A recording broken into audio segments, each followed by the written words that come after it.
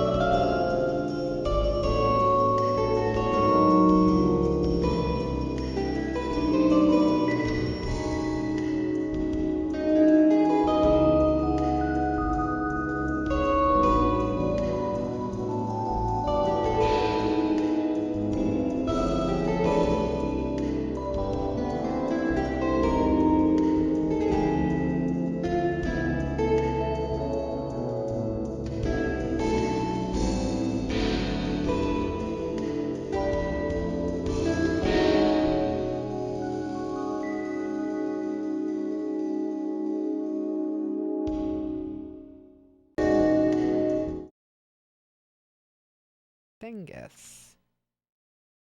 So yeah, we were just saying that, like, your son plays all these old games, and he doesn't really understand how old they are. He knows they're old. He can do math. If you say it's from 1986, he can do the math and find out how many years ago that was. My age plus 2. Right. 38. But like it hasn't registered. No. And Meredith was just like how, like, what would you say again? Oh, like how you know you're gonna die and it doesn't register. Not really. Every once in a while in the dark of night it registers, but like most of the time you're like, yeah. Like most of your day you have to be like that. yeah. and the first time you realize you are gonna die, the person it registered to is dead. They're gone now. Yeah, the person who gets it was like, oh, I see. And the house. Right. Yeah, it's like George Carlin's joke about now. It's like, there's a moment. It's not here yet. It hasn't happened. There it goes. It just happened. It's gone. Where'd it go? Nobody thinks about these things. You know what nobody thinks about? Pussy farts. I like to think about things. He thinks about things. He thinks about things. It's true. It's true. Nobody thinks about things anymore. We used to think about things. And nobody thinks about things. Not anymore. So sad. And like Cranky Kong would talk like that and be like, what the fuck is this? Diddy Kong rape? It is sad how badly Rareware has shelled out. And they have sold out, but yeah, look with at this coconut shells. Yeah, cheap crap. Yeah, right. This is reconstituted coconut. Yeah, it's cheese made out of coconut. Oh yeah, this is some cheapest. This is well, yeah, just like cheese made out of coconut. It's a suspiciously good reproduction of Mario Kart. Yeah, it's actually decent. Yeah, not bad. Coconut cheese. Welcome back, everyone. Yeah, we've been doing Thingus in the afternoon for a few weeks because of my schedule, and now we're back to nighttime Thingus when everyone's actually interested in like watching a stream and having fun. Yeah, when everybody's half asleep and. Well, now they're fully asleep. Yeah. I'm gonna fall asleep during this stream. I am still on Europe time, so yeah. Get ready for that. Oh, I forgot to tweet it out. Why don't we just watch this for another minute while I tweet it out? What? Everyone's favorite character, Whizpig. These fucking characters from like who knows where, that they're just like, these are Diddy's friends. Well, yeah, like this is just like that cartoon. I forget what it was. Oh yeah, this is like that cartoon, I Haven't Got a Hat, where it was like all these just like school children who we don't know yet, but someday they're gonna have games of their own, like Banjo and Conquer, and even I think Mipsy. that voice. Yeah. Oh my god, that banjo is terrible. Yeah, is this before Banjo-Kazooie? Oh my god, yeah, it is. Yeah, it's proto Banjo. Wow. And all these other guys who look like they have games of their own but don't. Yeah, that like Daniel Tiger knockoff. This is adorable. I do like the tiger. All right, wait, back to nighttime Thingus. Join us for games we used to play in the cold, wet Florida room. Yeah. It's Florida with a capital F. I don't know if you're allowed to spell it with a lowercase f. No, that doesn't sound correct at all. All right. Uppercase F. Florida room. Yeah, Florida lowercased. Because it's Florida, the adjective, not the place. Well, yeah, I mean, we were Floriding in there. No one I know has ever said Florida room but us. It's sunroom to other people. I've once in a while heard about Florida rooms. Did anybody else hear about Florida rooms when they were kids? I mean, I feel it's like just us. I think it's like how we say Mario. Mario. Well, our dad was from Florida. Like our dad is like. I guess he was born in New York, but Yeah, he was born in New York, but I think he spent like half of his life in Florida. half of his young life in Florida. And I think Florida is what he really longed for. So he had a house with his family in New York, and they called it, they had an extra room called a Florida room. Yeah. That reminded him of Florida because it was wet and it sucked. It was wet and it sucked. Yeah, it was damp and it smelled like nast. It smelled like nast, and in the summertime it was unbearable, and in the wintertime it was unbearable. And the Florida room is where you went to play the video games that mom and dad didn't want to see in the living room anymore. Right, because the games were always on, and you know, when Dad wanted to watch the news and asked me to turn the TV off, I would, but the games were always going on. Games are always going on. You know, I always had to get a million fucking stars in every game. So, like, at some point, I don't know, I don't think I was involved in the decision, but at some point, the N64 went into the Florida room, where I would play all year round, wearing a winter coat, freezing my ass off, getting every shitty jiggy in Banjo-Tooie. Well, yeah, I have the feeling that we were all down for the Florida room transition because it meant that Dad wouldn't ask us to turn the game off as often. Yeah. So, yeah, this is Thingus lore. We did for a while maintain a Thinguspedia. I haven't done anything with it in a while. Yeah, we have a Florida room page, don't we? Or maybe we didn't make one. I don't know if we made a page for the Florida room, although we don't have a photo of it. Although maybe somewhere there's a photo of it that we could add to it. The Florida room summer games. I feel like there's summer games and winter games, like the Olympics. Right. Yes, you're absolutely right. So, like, summer games, we'll play a few, but when I think of summer games in the Florida room, I think of NES games that, like, I don't know, at that period in my life I got into, like Dragon Warrior, which I'll put on in a little bit, and Bases Loaded. What? Oh, how do we play together? Yeah, I'm trying to figure that one out. Oh, right. How do you do two-player? It just does. Is this two players? Yeah, it must be. Oh, there we go. There you go. Banjo. Yeah, give me just a minute here.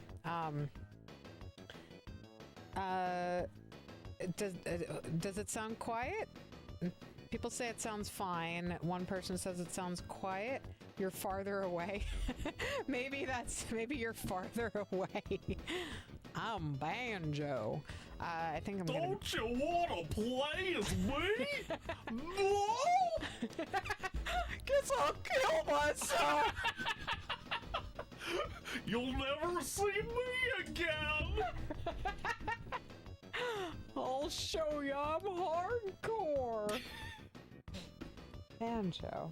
It's okay, dude. I'm gonna play with you. Just give me a fucking minute, dude. Yeah, Kazooie is like, I'm just trying to throw a free pipe over here. Oh, Kazooie sounds like Heidi. Yeah, she's like, it's cute. It's like, I don't know who does all those voices. I assume it's the same, like, one guy. He's just like, and it's like, that sounds a little bit to me like the bird sound from, like, the vultures from Donkey Kong. Like, yeah. Yeah, it's this one guy in the barn doing all the noises. It's just a guy in a barn. Just like me in the RV doing Blonic. So, this game is the origin of Conker and Banjo? Yeah, I think Conker was like, he was initially planned as like a spin-off, and they did make a regular Conker game for the Game Boy Color that wasn't like, full of pee and beer. Interesting. And that was before Conker's Conquest, or Conker's Bad Fur Day. Excuse me. I was just reading that Mipsy was gonna have her own game. What happened? I remember. I think it became a different one.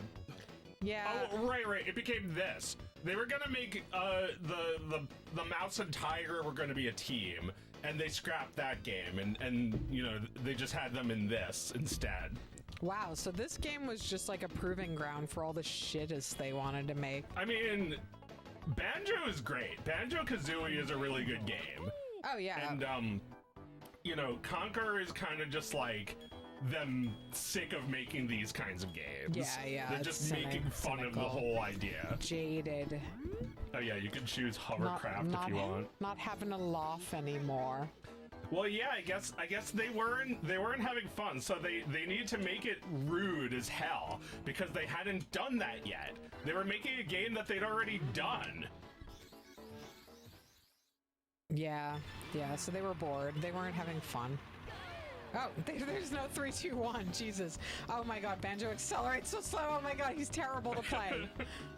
Here, let's make it even more terrible by throwing shit at you. God damn it. Oh, this sucks. No. Why did I pick a big character? I never like a big character in a card game. If it's a big character, well, yeah, in so many ways this is knocking off Mario Kart. So it probably follows the same rule where like the big guy has bad acceleration. Bad acceleration and like clunky controls. He turns wide. And he's a doofus. Whoa! You can't hop in this game. No hopping. Nah. It's not Mario. You can't jump. I can't drift. Yeah, I guess there's no drift either. You can slide, but you can't get a boost from drifting. That's too bad. Well, I mean, they shouldn't take every single idea. They already had these boosts and like getting power-ups and stuff, like the bananas instead of coins. This world feels very small. I gotta say, like, this track feels small. Like, I feel like I'm just going in a circle around, like, a single shape. Well, I noticed that did not finish. They don't even let you finish. I noticed that the characters in this are actually three-dimensional, while in Mario Kart, they're just, like, crundy textures. Yeah. That's right. That's right. So this game technically has better graphics. It does look a lot better. The characters look like they're real. They don't look fake and evil. Like in Mario Kart, they look like shit. Yeah. I guess on a TV like this, they look a lot better than on an emulator. But you know, it's a clever trick. It made it so that game was possible. It maybe was the reason why it had a better frame rate and bigger worlds and stuff, that they were economical about it. Right, right. They couldn't fit more than 64 bananas on screen at once. So this would have been one of the winter games in the Florida realm. Right? Is it? I thought this was a summer game. This feels like a summer game to you? Okay. It's like, wouldn't you come in from the pool and play this game? Come in from the pool and play Diddy Kong Racing. We had two above ground pools when we were kids. The first right one next to each other. Yeah, right next to each other. The first one was a circle, right? And it eventually collapsed. And the second one was like an infinity, like it was like a figure 8 looking shape. Yeah. And that one, our dad put in a deck.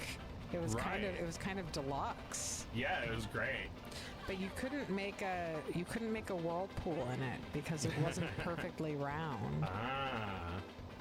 So there goes fun. You needed the walls. I guess the walls like keep the water flowing. It keeps the shape of the water from getting too like flattened out. Yes. Oh man, I sucked. Well, didn't finish. You should explode when you don't finish. That looks just like Banjo and Banjo-Kazooie.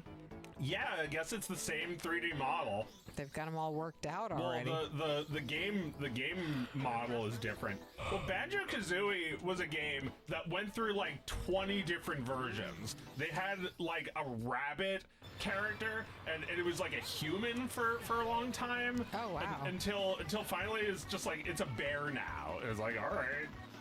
Splatoon was like that too.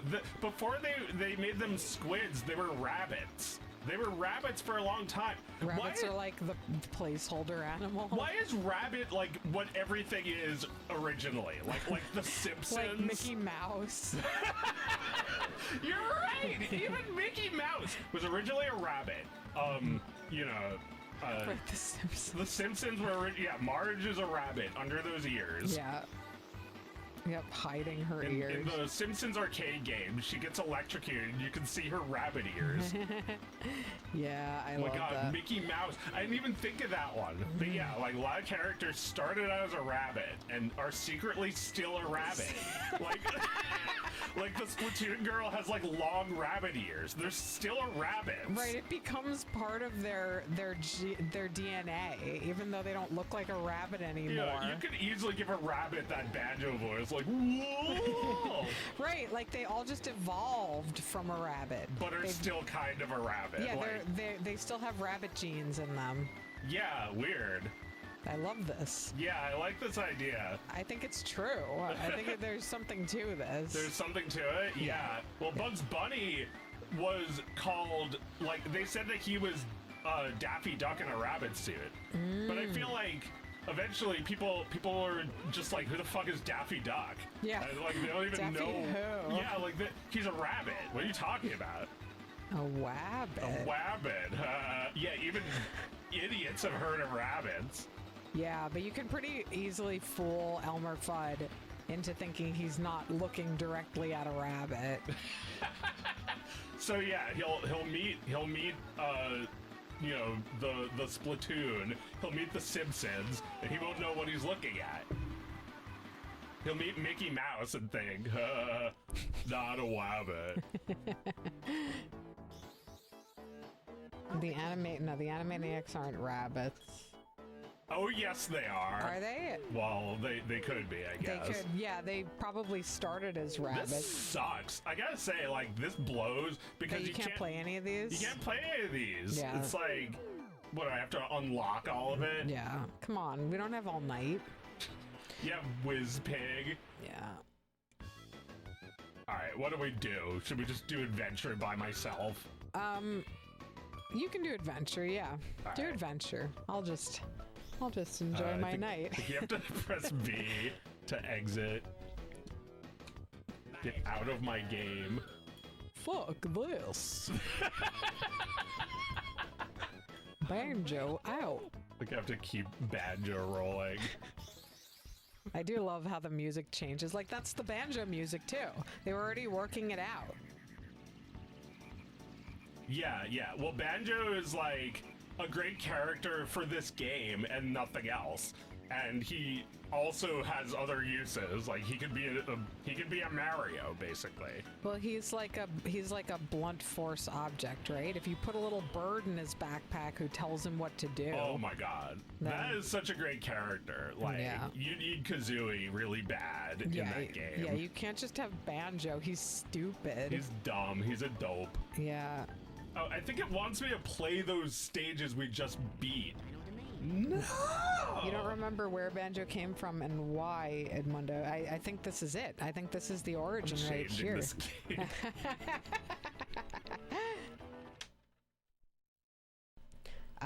Oh, you know what I used to play when I got out of the pool? The Little Mermaid. Oh, yeah, let's play that. Yeah, that one's fun. That one's hard. Yeah. Yeah, this is ground zero for Banjo. That's right. You'd love to hear our thoughts. Okay, since we talk about Looney Tunes, you'd love to hear our thoughts on Steven Spielberg, Warner Brothers stuff in the 90s. So, like, all right, let's inventory all of it, right? So you're talking about like Tiny Toons and Animaniacs, and what else?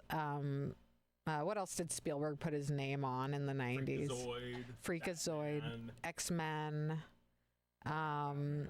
Yeah, X-Men was the show for me, and everybody has this show where the second time you turn it on, it's the same episode you saw the first time, and then it happens again, and you're like, well, there's no show. There's just one episode of this show, so I give up, right? That's what X-Men was for me. I just remember, like, I have like a flashbulb memory of Wolverine like driving in a car and like brooding and thinking in his head, poor beast, and that's all I remember. Okay, so that's X-Men, check. Freakazoid was like this show that like I thought was like pretty funny, but like all of my dork friends on the internet thought were like 20 times funnier than I did. It had that sensibility that attracted it to a certain type of they might be giantsy kind of guy.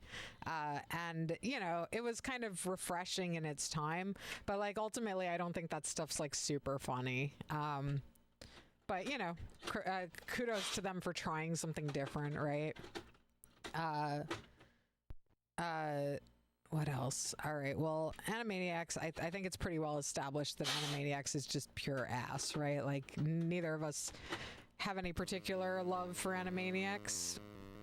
Well, I'll let Joe answer for himself. No, I do actually. I mean, I hate Animaniacs as much as you do, but like the TMS animated stuff, you know, whether it's Tiny Toons, Freakazoid, Batman, or Animaniacs, it's all amazing. You know, Wacko does the capitals, or no, he does like the something. Yeah, that's true. And like that's all great animation. Worth rewatching. Just those clips of him naming every president or capital. It's like that was good, right? Oh yeah, I think Not about the show. I think about that. I remember the presidents based on that song when I think about the order they were president. It's actually really effective educational entertainment. It's you know, it sucks as like something that claims to be like a continuation of like the legacy of Warner Brothers cartoons. Yeah. And it's just like every single cartoon has one gimmick that just repeats itself endlessly. And like that might be funny, you know, because there's like within the show, there are cartoons that are obviously deliberately doing that, like Chicken Boo, right? Like the joke is that he's in a disguise, but he's not even like aware that he's in a disguise.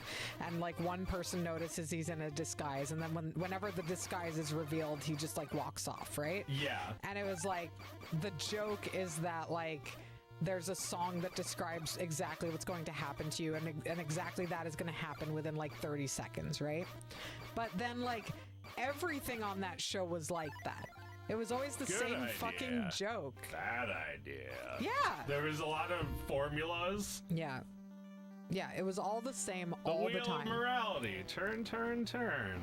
Yeah, yeah. It was all just like really repetitive, like variety show with like every variant on the show being the same as in the previous episode. Yeah. And, just like this game. Thanks, Steven Spielberg. Yeah, thanks, Steven Spielberg. No, I think, like, by and large, Animaniacs sucks. I think Tiny Toons is a little better, also for the reason you said, is that, like, there's, like, this amazing studio that made, like, really nice-looking animation in the TV animation in the 90s, and they animated the movie, right? Like, the Tiny Toons movie? Yeah, that movie that was released for video and has like that scene of like Plucky looking at the water droplet, and it shows the reflection of like the car like refracted. Oh, it's so like, good. Like spherical in that water droplet. It's amazing. Yeah, it's like the same studio that did Akira and like all this other legendary shit. Seriously? So good. Yeah. Tokyo Movie Shinsa, Holy TMS. Shit. They're really really fucking talented. Yeah. And you know, look up the oh god, I'm fucking just yeah, just like look up gifs of those shows like Freakazoid or Batman. Yeah, I think like really you could just watch the Tiny Toons movie and think that Tiny Toons is good. Like the show is pretty ass. Oh yeah, like totally still watch it. I watched it recently. It's great. Yeah. I'd like to watch it again. I bet Oscar would like it. Yeah. It's got a lot of irreverent, gross humor. Yeah, Uncle Stinky, and like I think constantly about the shit in that car. Like I think about like Plucky begging the father to like turn on the AC, and he's like, air conditioning wastes gas, I'll just crack a window. And his wife stops him, she's like, honey, people will think we can't afford air conditioning. So they don't do anything. They don't do it, yeah. that is just like it's not just well written, it's also written with joy. Like, they knew they were having fun with it in this one movie, you know, like the rest of the show isn't very fun in comparison. No, the show feels like a chore to Yeah. make something like Tiny Toons. Yeah, because it's just like So much power oh left. my god. Look at his health meter. Holy shit. Aren't you supposed to like have a stronger thing to hit him with, or do you have to do this? I didn't think I was gonna encounter him this So early. I know. I'm here forever, like Homer. He's so cute. I love the way he goes back and forth. Oh, right, you kill him with the boat, but you have to take him out in the water first. I should have tried attacking with the boat, but I didn't even know he was here. I didn't expect him. No. I guess I lived long enough to get out of there. I love this bonus scene with like the heartwarming music where you just bomb jellyfish from the sky. Yeah, heartwarming music where you bomb jellyfish. You just bomb the ocean. Like, why are you killing all these fish? It's not explained at all. It's like, yeah, I was in the Battle of Midway, bombing jellyfish. Yeah, Midway arcade games. You want a movie version of this game? Yep. What are the other plots? What are the other subplots in the Tiny Toons movie? Because all I think about is Plucky. There's Babs and Buster get swept away by a giant tsunami. They go on like a what's the name of that movie? Deliverance style journey across. Oh, you can go faster. You can go faster and slower. The Mississippi, right? Yeah. They go down a river ride. Yeah, that one kind of sucks. I kind of like it because Buster and Babs are already kind of insufferable characters, but like they're only one of the plots in this, so they get like an amount of time. I feel like it's also like the only time they ever address how big of like entertainment hacks they are. They put Buster and Babs on a giant stage in front of all the villains and say, perform! And it's like, well, Babs, this is our one shot. Oh yeah, I forgot about that. I forgot about that. Well, yeah, I feel like that plot is a little compelling to think like, one of these fuckers is going to be Bugs Bunny's successor. They're not very good, but if one of them defeats the other, they'll at least be better than the other. Yeah. And it turns out that they kind of need each other to have a complete act because right. they're You can't carry the show. Their acts are constantly working against each other. Babs is doing impressions and Bubs is doing pop comedy. Mm-hmm. Hacks. Yeah. Hacks. Yeah, they suck. They suck. Comedy dispensers. Fuck, he ate the boat! Shit. Then there's Fifi, who's looking for a boyfriend. He healed, by the way. Oh, shit. Yeah, of course he did. Yeah, that's right, Fifi. Fifi's looking for a boyfriend. Johnny something. Johnny Pugh. Yeah. And I don't even remember. Like, she follows him into a hotel and gets kicked out, right? No. She goes on a date with him where he sees, like, a hotter skunk girl and sits with her instead. And, like, he treats her like crap the whole date. And at the same time, another plot, Shirley and that chicken dude. The little chicken who's been asking her out to the movies all summer. Yeah, and then he explains the whole movie while like we're doing right now. Oh yeah, that seems really funny. The characters yell at him. Yeah. That's really funny. Anyway, if you've never seen any of those Steven Spielberg cartoons from the 90s, you can skip basically all of it and watch the Tiny Toons movie, and then you'll be all set. Next. What about Wacko's Wish? Is that worth rewatching? I've only ever seen that one time. I don't remember anything about it. Wow. Merpy and Arker. Arker. We usually play this on a EverDrive, right? Like, I don't know if we've ever done it on an actual NES. Didn't we do it on computer last time? I guess so. So, like, are those our old names from, like, 20 years ago? Maybe, yeah. I mean, when did we ever call ourselves Meripy or Ark or... 20 years ago, we weren't even children. It would be so long ago. So long ago that we made those names. Yeah, so what year is this from? Star Tropics? Well, that we got it, like 1997. We got it late. We found it in a bargain bin. Maybe we can figure this out. Like, I was trying to figure out when, because, like, I think 2001 was when the N64 got Florida roomed. The NES, though, was probably Florida roomed even before that because the Super Nintendo was always on the main TV. Yeah. It was always in the living room, even after its time ended. Yeah, no, I remember before the N64 was in the Florida room, the TV was turned the other way. It was on the other side of the room, and that was NES. And we played Dragon Warrior and Jaws. Man, you bounced off of Jaws so fast. I mean, it sucks. Yeah. I think I showed the entire game, didn't I? Did you harpoon the shark? We're playing a different game now. So, what YouTube holes have you fallen down lately? Oh, YouTube holes. This is like Deltarune videos, cause I've been using Deltarune to distract from things that make me mad. It's from things that are going on in the world. Yeah, and in my life, like things that just generally piss me off. Yeah. I realize that this game it's got this big mystery, and the more you look at it, the more questions are brought up. And the YouTube slop machine has not missed it at all. The videos are 40 minutes long. They're like 20 minutes long on average. Right, and you're like, ooh, that's actually 20 minutes is disappointing for me. I'm like, that's not enough time. I want a longer slop than that. Well, okay, but like I saw one that was 10 minutes yesterday, and I was like, oh, 10 minutes, that's short. Yeah. But then I turned it on, and time just slowed down. Like, and it's like, I speed it up, and it's like, why is this still taking forever?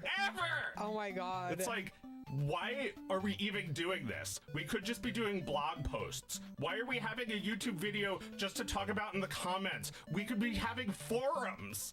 We could be having forums. It is completely our choice to not engage with each other on forums. Okay, so this is toast. Rizu asked me if I watched the thing that I was just going to say I was watching. The Elephant Graveyard videos about Joe Rogan. That's literally what I've been watching. How did you know? Yeah, that slop has been recommended to me all fucking week year. Yeah, no. Time is dilating. It's changing. Okay, so I did watch the Elephant Graveyard video about Joe Rogan, and I can sum it up for you because the thing is, like, all right, this is usually what happens when I get into a new YouTube channel. I watch one video and I'm like, that's incredible, and then I watch another one and I'm like, that's pretty good. I see how he's kind of repeating himself. Like, obviously, you know, he's circling around an idea. And then I watched like 4 of those videos and I'm like, oh, this stuff's all the fucking same. And then I watch 5 and it's always about some other guy on YouTube who lied. And I'm just like, this first video was about Joe Rogan, and not just Joe Rogan, but like comedy culture, like globally, and the political moment we're in, and all of these big issues that related to him. And then, like, after a while, I was watching like videos about like comedians I've never fucking heard of before. And it's like, why am I watching like career destroying moments from like some comedian who's only known on YouTube? I do think the Rogan video is really good, though. It's I honestly have never listened to Rogan before, and I didn't know what his voice sounded like. And I spend a lot of time listening to, like, you know, shaved head bodybuilders, so I thought he had, like, you know, voice. Yeah. He's got like a little bitch voice. Just like all of these soft fucking Republicans with their little...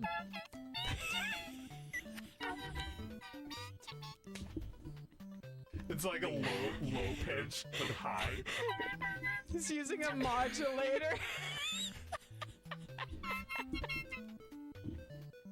He's got a pathetic, whiny little voice. Yeah, what's his... It's like that? It's just like... I just don't know. I don't know. It's just like it's not like that's what I expected he sounded like. Yes, that's what. I'm nice now. Yeah. I'm a dog. I talk like this because I'm a dog. I thought he talked like that muscly dog from Papa's Gatito.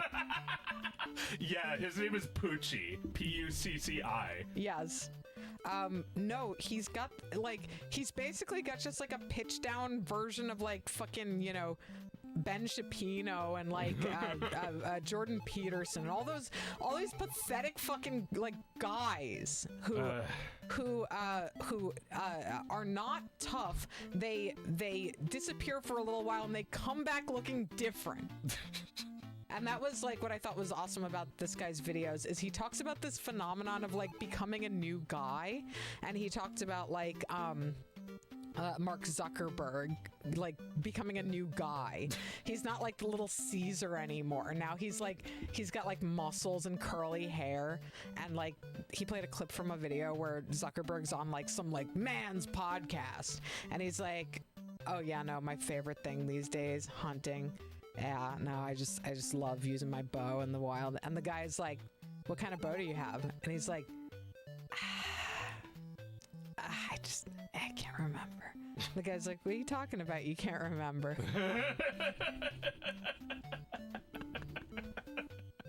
It's like so fucking fake. And then like after that, he played a clip from like one of these like Joe Rogan Network podcasts where one guy is like, come on, man, that's so fucking fake. Obviously he doesn't hunt. And the other guy was like, no, it's entirely possible, you know, that you just like forget, you know, on the spot what the name of your bow is. Like everyone does that sometimes.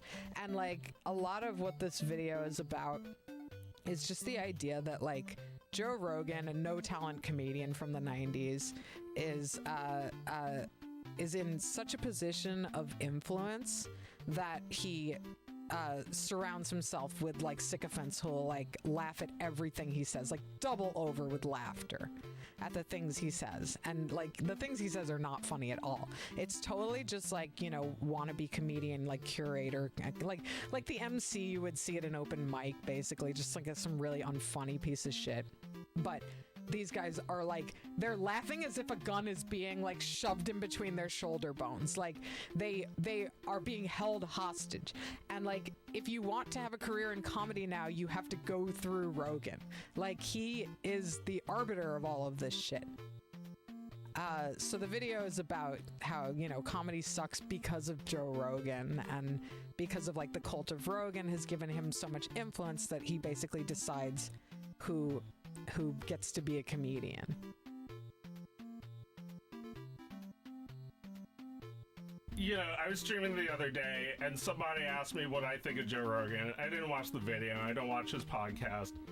I just said he's not funny because I've heard his act. I've heard his jokes. I've heard his comedy from like an episode of 2009 Howard Stern. I heard like a clip of his homophobic humor. It sucks. It's gay. It's gay bashing, and he's gay. Yeah. Because it was just like a skit of two guys being gay, and it's supposed to be comedy. Dude, that's just porn. It's just gay porn that you made. Yeah. It's like, you're not funny and you're gay. And he doesn't decide who gets to be a comedian. He decides who gets to be a whiny little bitch.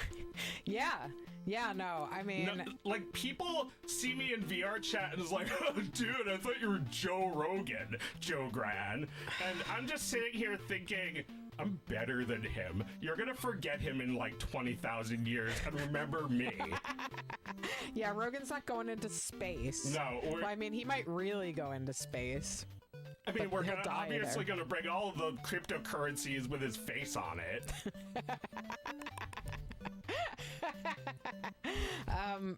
Yeah, like, no, it's not funny at all. And yeah, all of his stand-up, like you say, He's it's a like... geek. He's probably good at this game. Like, he probably knows where to go right now. Like, you're right. He sounds like a nerd, and he acts like one. Like, Yeah. Instead of being funny, he made a show where he complains about people disliking his humor. Yeah. It's like, douchebags, I've dealt with these idiots my whole career. What does it mean when you say, you're not funny? It's like, someone said you're not funny, and you go on Twitter to ask your audience what that means! You fucking idiot! Talentless hacks using a game genie code to shit up their way onto the algorithm. Pathetic! Worthless! No one's gonna remember them! No, I mean, they'll remember them in an infamous way. Like, basically the way, like, you know, Goebbels is remembered. He's gonna just be like a fucking minister of propaganda. That's how he'll be remembered.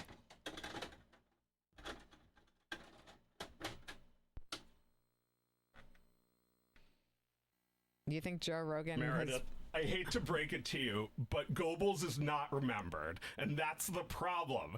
Everyone Goebbels is not forgot about remembered? him. Did everyone forget about him? Really? I mean, the average person doesn't know who that is. No? I thought he No. was like a top 3 Nazi. Well, yeah, we know who he is. The people who went to college know who he is. You don't have to be Jewish. I mean, Goebbels is like the ultimate guy you talk about when you're talking about like propaganda. well, yeah, but like Goebbels didn't want to be a propaganda. He wanted to be like a oh no, a comedian or something, didn't he? Joe Rogan in a fucking nutshell. I mean, he's not going to be remembered. Hitler was remembered, yeah, as a dictator, not as an artist.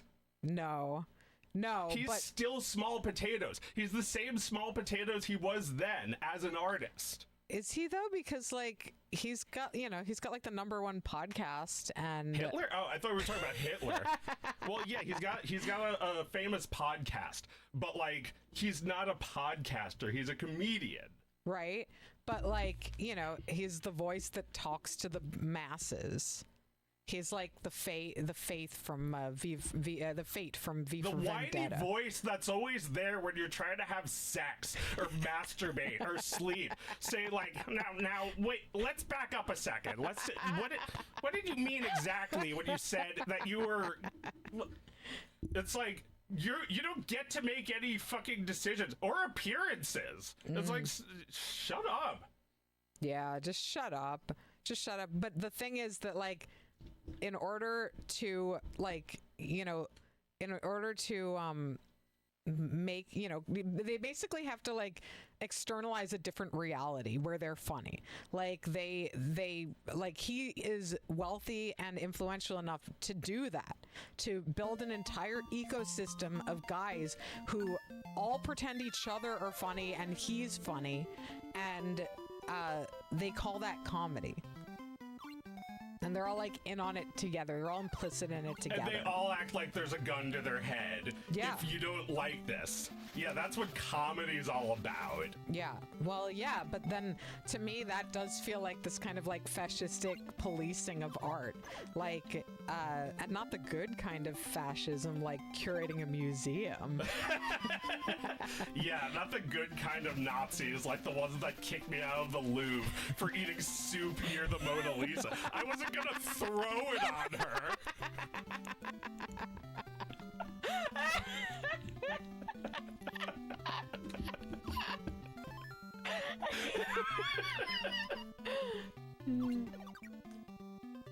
Yo, can you pack another bowl over there? Yeah. You know, Edward Bernays was the ultimate propagandist that the Nazis were inspired by. And not a lot of people talk about him, but he is the reason that we consider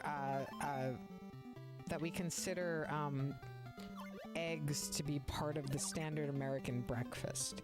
He sold that to us at the beginning of the 20th century.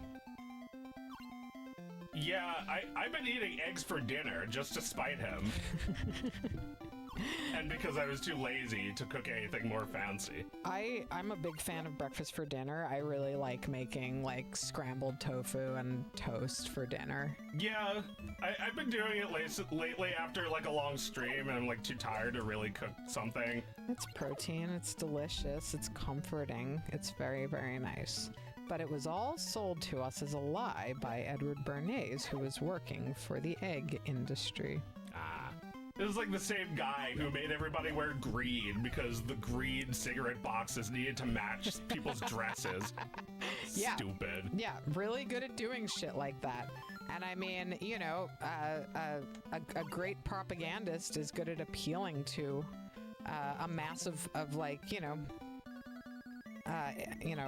easily influenced people.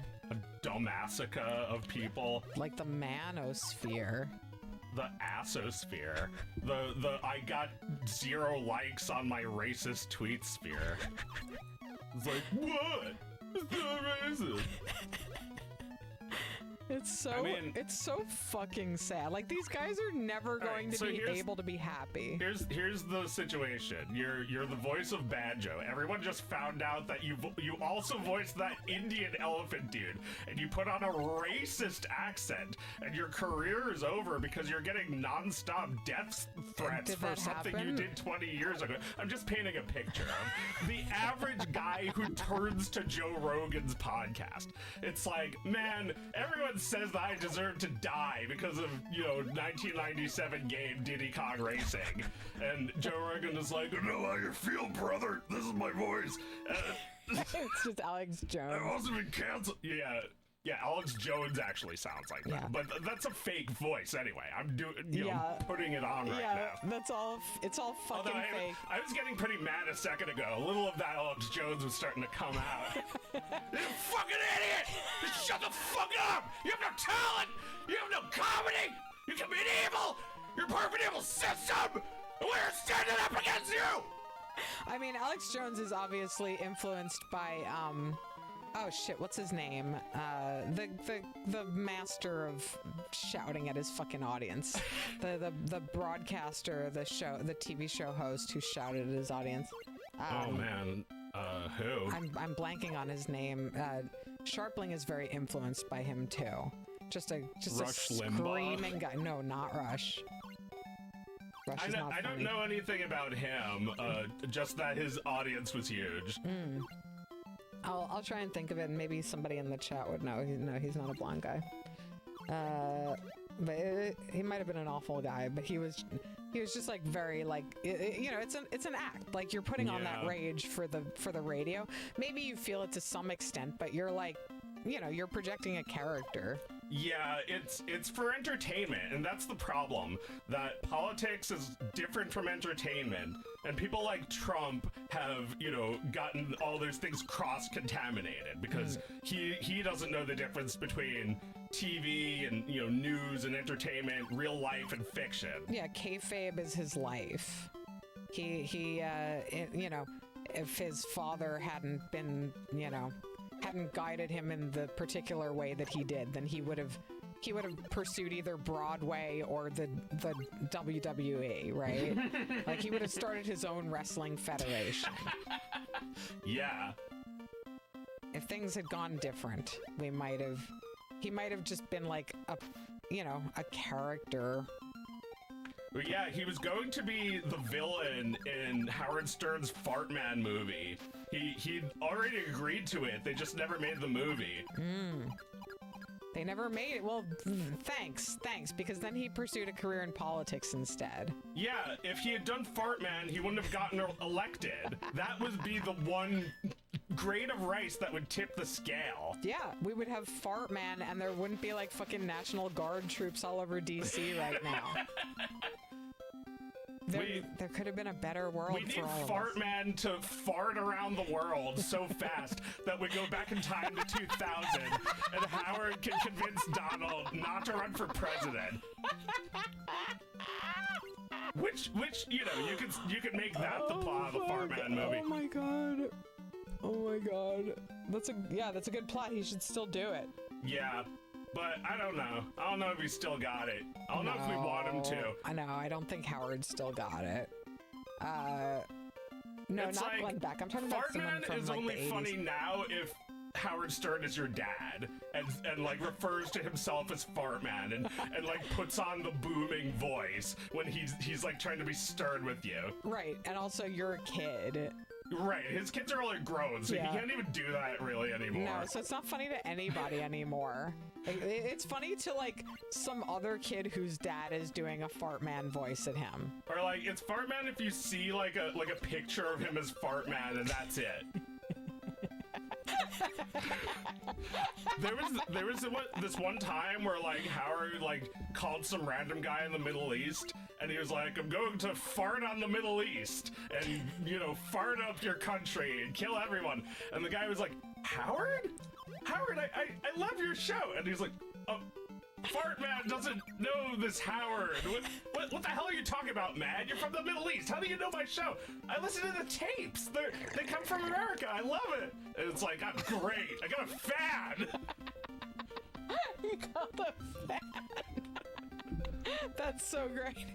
He called up the Middle East. Wait, he like picked a random phone number? Holy shit, that's so funny. Yeah, I don't know what country. I mean, what a beautiful human moment that is. That he called up an entire country through one guy and insulted them in such a profound way. I'm gonna fart on you. And that guy was like, I love you. Yeah, he really didn't expect that. He expected some guy to start shouting at him in an accent that he could laugh at that. But instead, he was dumbfounded and humbled. He was met with love and commonality from around the globe. Yeah, from a culture that he assumed knew nothing of him. Yeah, that's really sweet. That's great. I hope he learned his fucking lesson, but I know he didn't. Well, yeah, I mean, Howard expressed regret for his support for the Iraq War. You know, he had mainstream opinions. He was like a centrist. What does Howard think of like Israel and Palestine though? I don't know what he thinks right now, but in general, he's as dismissive as you might expect. He's like, they just hate the Jews over there. Yeah.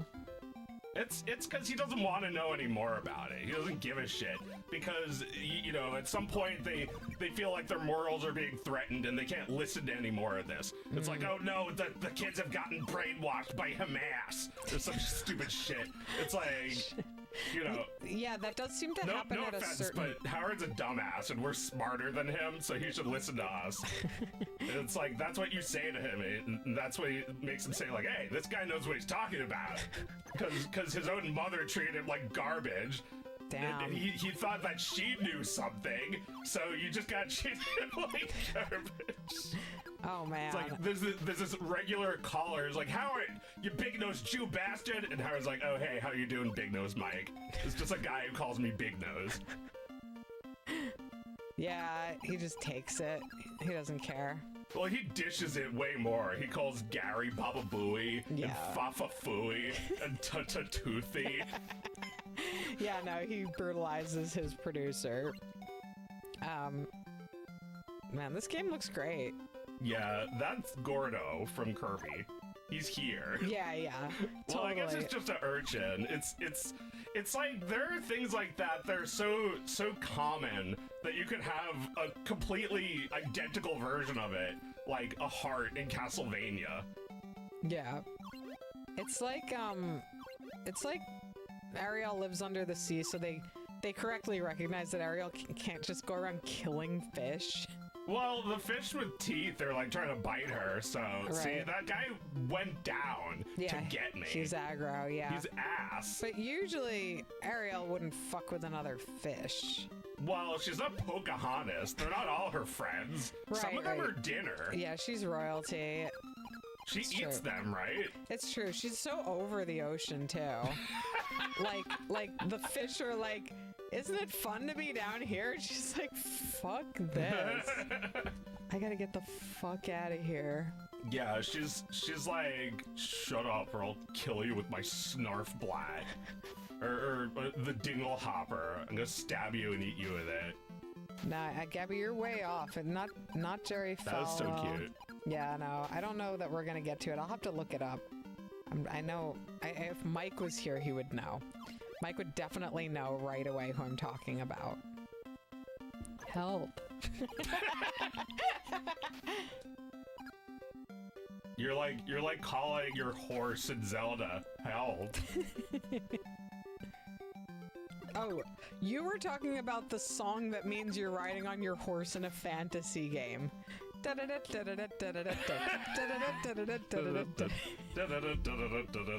yeah, it's like the horse is like running out of steam. It's like going up a hill.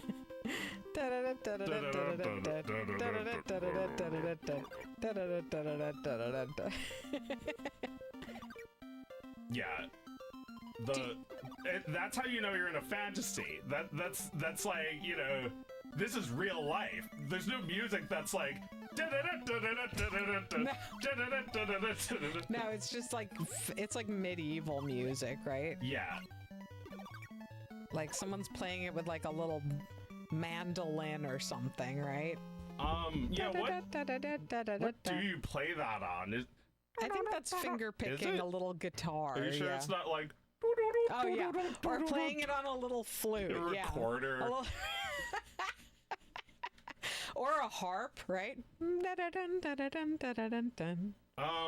if you were a king and you needed this song played whenever you entered the room, I guess.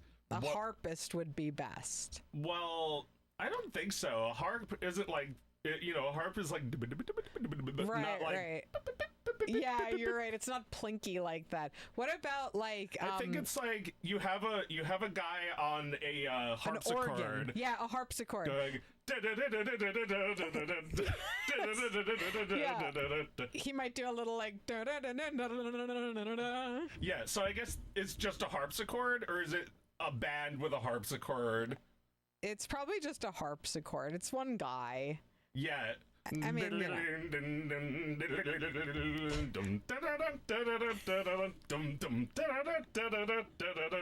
That sounds like a Gauntlet too. Yeah, it's from Gauntlet. Oh wait, that's from the Neverhood. There's a lot of this. Yeah, and the Dragon Warrior.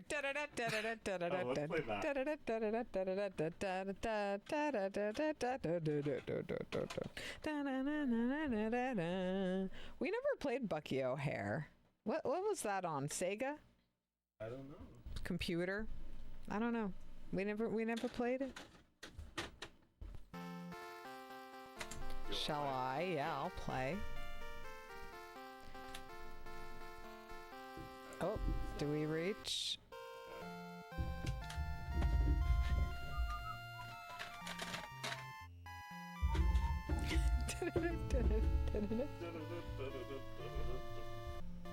It's a Konami game? Bucky O'Hare? Really? We never played that. Oh, awesome. Is that... Does that work?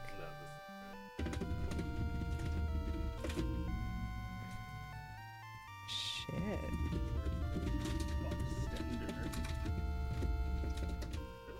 This? Can I have this?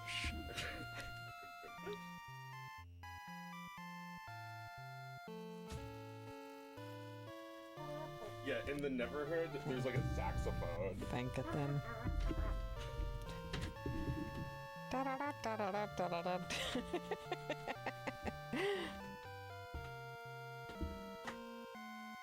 You still have to put the trademark of Nintendo in games. Very interesting, very interesting. Oh, cool. Yeah,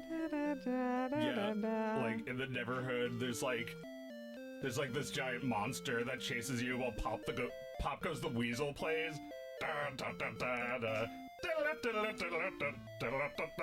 It's like a saxophone.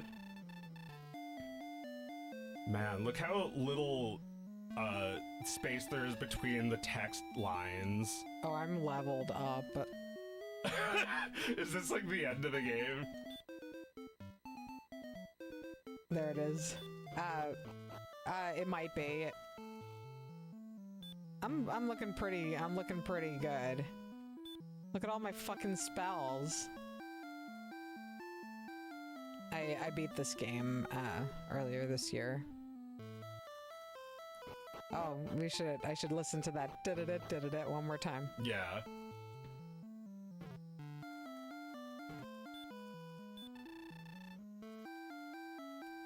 Yeah, thanks. This is not helpful. They stopped doing this after, like, this game. This, like, thee and thou.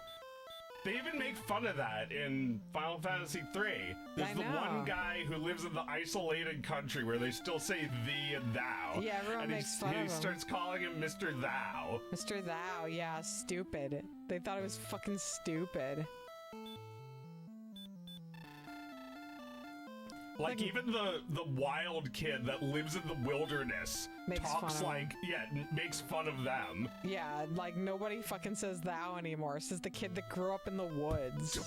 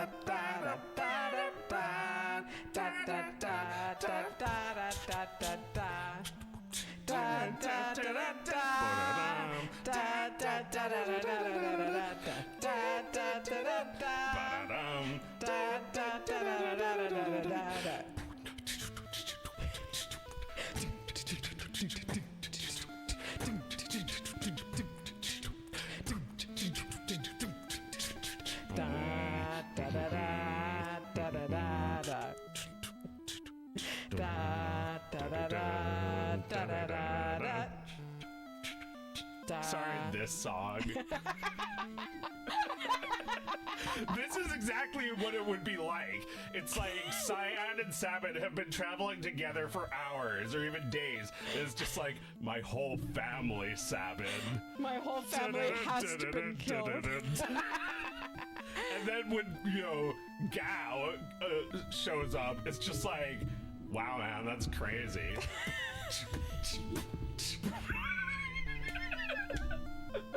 The kid's just like munching on a piece of dried meat, like, wow, sounds sad. It's just like a human leg.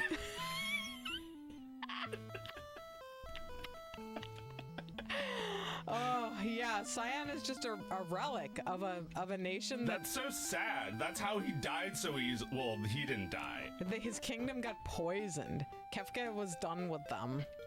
No more of this kind of civilization. Well, you can see how it happens. It's like they still use chocobos and they still use swords and shit. It's like this world is dying out to like magitech and magic. Yeah. Magicite. Yeah, the Empire's had it with this old shit. Let's fight some enemies. It's like what am I doing? sword tech doesn't cut it anymore, apparently. No, sword tech was quite advanced, but not enough. Yeah, not compared to Kefka's magic. These guys gotta go.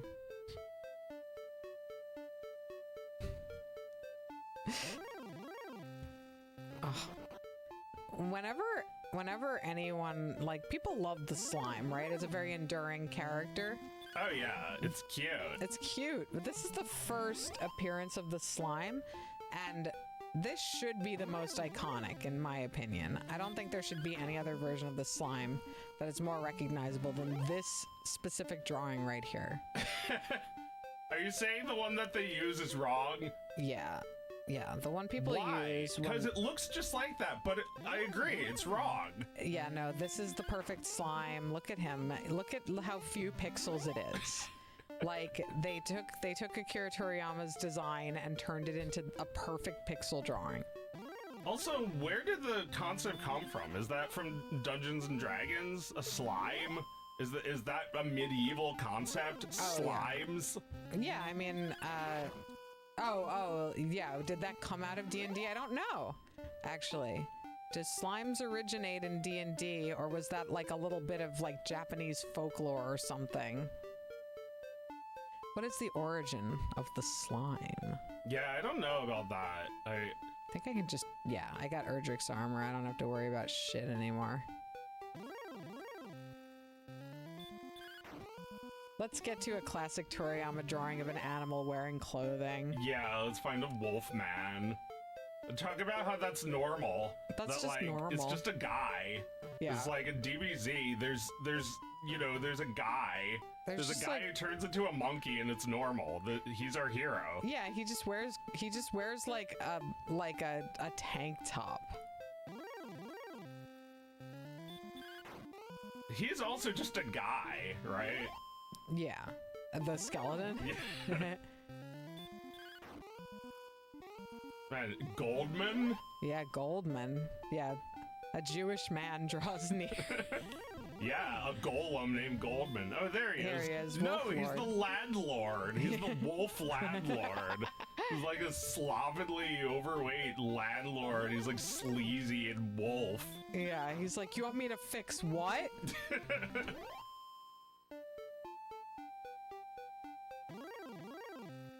Cute. Yeah, the wyvern's cute. Oh my god. He's like it's Kazooie. the road runner. Yes, a Kazooie. Yeah, no, that's right. Just run away. Just run away. Yeah, that's right. Where am I going now? Deeper, deeper into the Dragon Lord's lair. Yeah. I gotta go pretty far to get to the Dragon Lord. It's like when a cat runs away really fast. You say kid. It's cute that they got spooked and ran away. Oh, Magic Wyvern. He's looking the other way. That's how you know he's mad. Okay, apparently slimes originate from wizardry, which is a video game that is kind of it's kind of patient one for like all of the RPG tropes that migrated from Dungeons and Dragons to the video game world. That's like the fish with legs, right? That's the one that crawled out of the muck. Okay.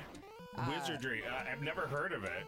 Yeah, I've never played it before, but it's kind of like one of those like very text heavy UIs where there's like a lot of management going on, and the enemies are drawn like with no more detail than like the bad guy's adventure.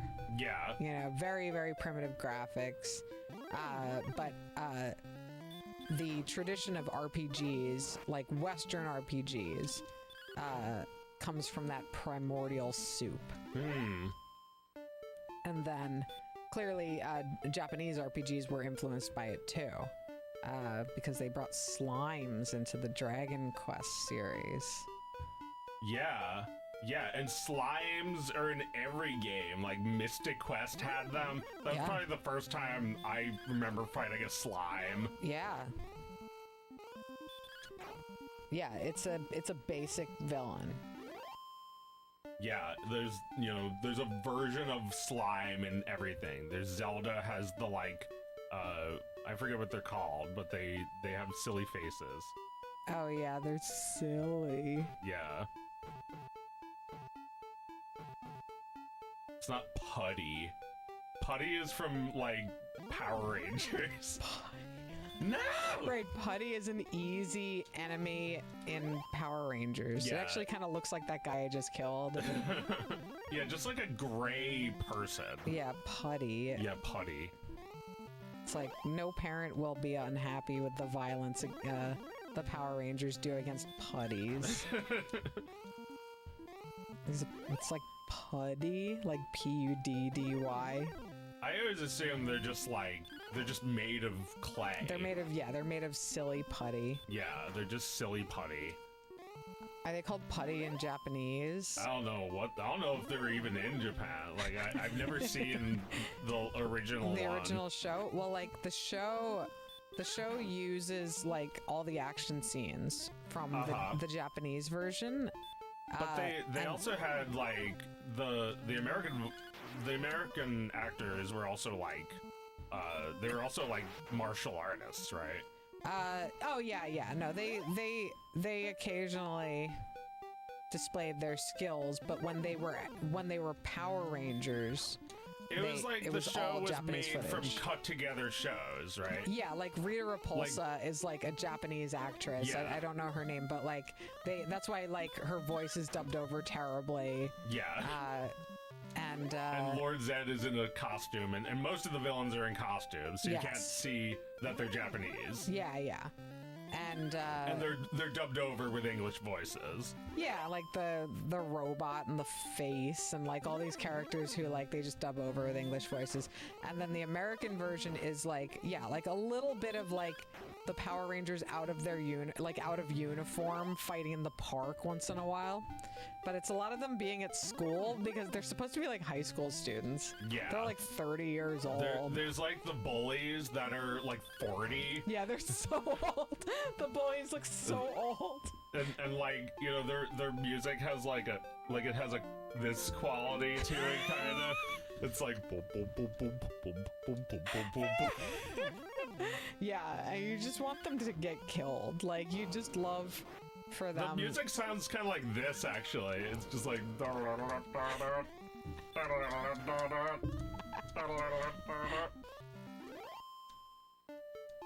Oh man, yeah. It was like the cheapest fucking show. Like so fucking cheap. Like Chaim Saban. He got tired of writing songs for Inspector Gadget, and he put his money into a winning idea. Bringing the whatever, I forget what they were called in Japanese, the Super Sentai. the Super Sentai, and making like a shitty like network TV kids show for $1. It was my favorite show. Oh no! Well, that's what I was going to say. That's what I was going to say. All of that really fades away because you were so cute when you liked Power Rangers. You were such a cute age that I couldn't be cynical about it. Direct hit. Direct Critical hit. Direct hit. You were a sweet That little must boy. have done well in defeating Johnny.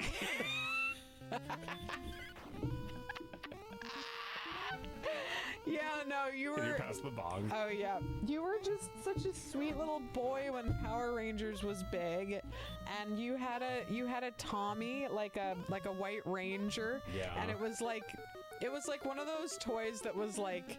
It was kind of tall, you know. It was a doll. It was like doll sized, and you would just like snuggle with that thing when you were going to bed. It was so cute.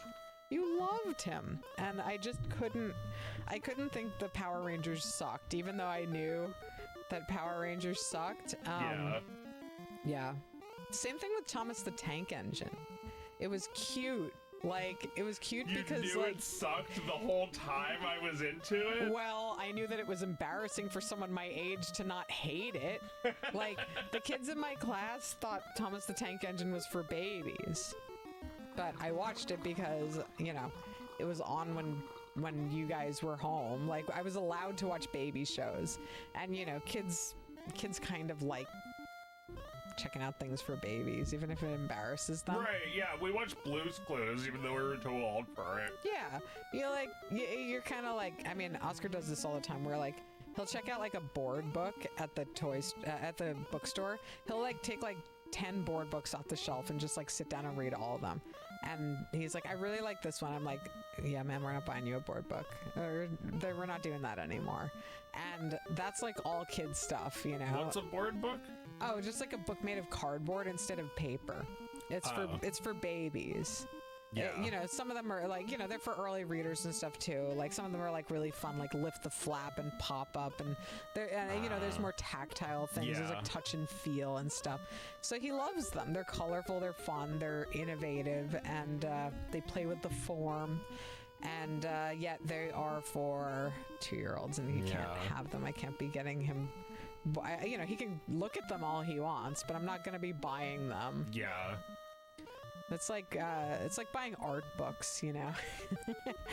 Just buying like some $100 art book to put on your table so you can play with it. Yeah. Anyway. Why did I say that? Oh, right, because kids love a chance to do that. I love a chance to watch Blue's Clues when I was like 9 years old.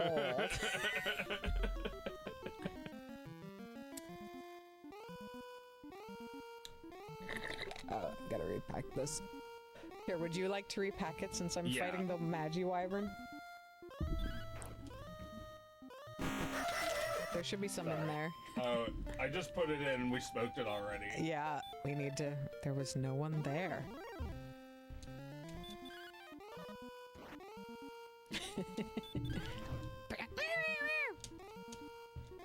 I was thinking about how, another summer game for me was Earthbound, because, I got a physical copy of Earthbound in 2001 and played it on a real Super Nintendo, and we went on vacation. I brought it with me. I really love that game. What a good memory.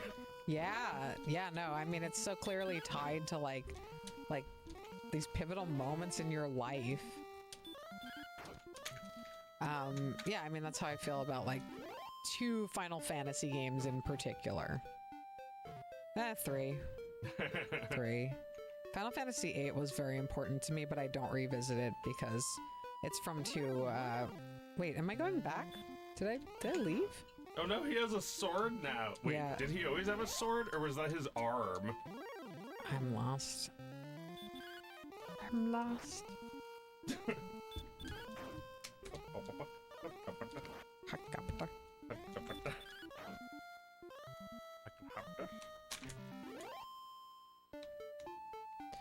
I think I left the Dragon Warriors maze. I think the Dragon Lord, not the Dragon Warrior. I'm the Dragon Warrior. You're the Dragon Warrior, but you're still trying to find yourself. Yeah, I'm trying to find the Dragon Warrior within. Where are you, motherfucker? Oh, up here? Motherfucker.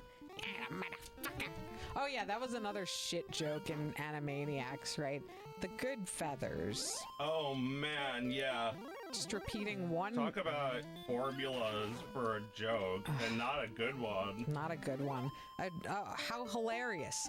A gag from Goodfellas, a scene from Goodfellas, repeated over and over and over again. This movie that, like, all of the 7-year-old kids watching the show know about. Oh man, I mean, I'd rather watch Goodfellas.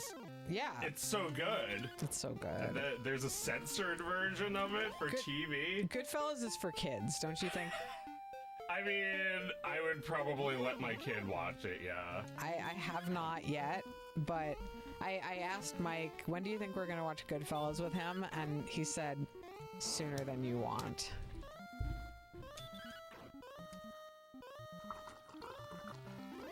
Nice. Yeah, the problem is when you're a kid, you can't, like, exactly... If you're a kid or a stupid adult, you can't exactly recognize that you're not supposed to want these guys' lives. You're not supposed to what? To want their lives. Well, yeah, like... Yeah, I don't know. Like, what do you mean? Like, you see this and think...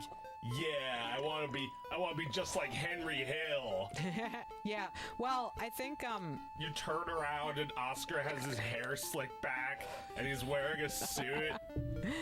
Well, I think they might have said this on Chapo years ago, that there are people who like Goodfellas because it's like imagining, like, what would it be like if you had friends? But, like, Goodfellas, go ahead and mute me if you don't want the movie spoiled. Goodfellas ends with all of these guys pointing the finger on each other and snitching on each other or killing each other. Yeah. Every single one of them turns on the other. There's they fall like dominoes, and Henry comes out smelling like not like shit. Like everybody else, but not good either. Yeah, he smells like noodles and ketchup. Exactly. And he stays with his wife for like another 10 years, which is kind of amazing. You know, when I was a kid, I was like, oh, it's so like it's such a like bummer that like they got divorced. I mean, obviously it's not a bummer, but I was like, oh, they got divorced, so I guess his life didn't turn out that great. And later on, I was like, oh no, that line is meant to show you that like they made this work for like another 10 years. Yeah. Like that's insane. She was very attracted to him.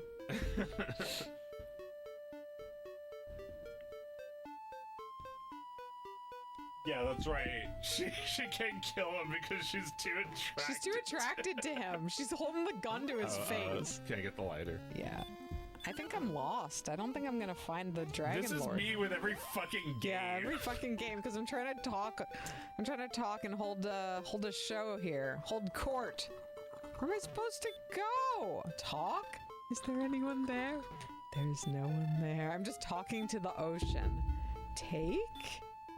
There's nothing to take here, Oscar. It's worried about me.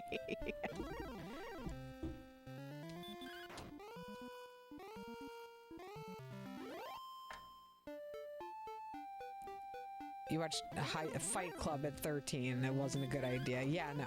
Yeah, there's an age where you think this is like cool.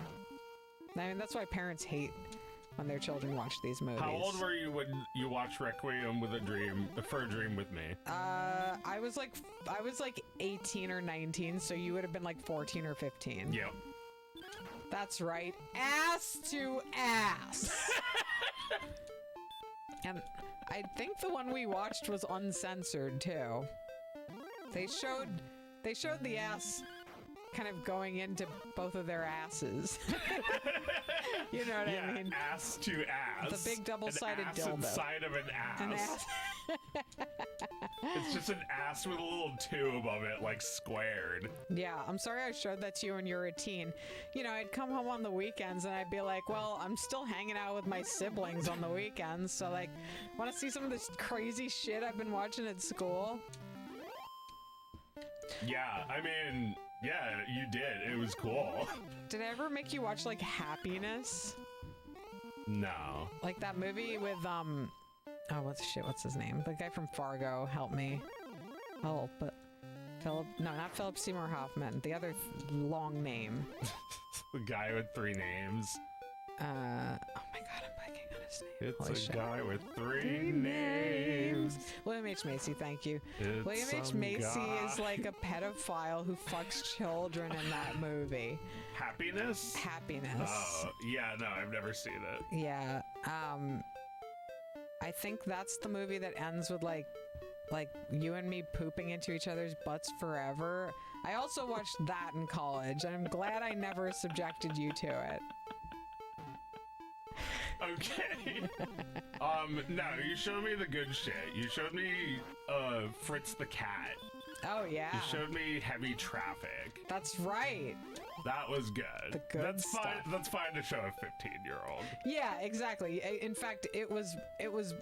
I was a little late to it. It was right on schedule for you. Yeah.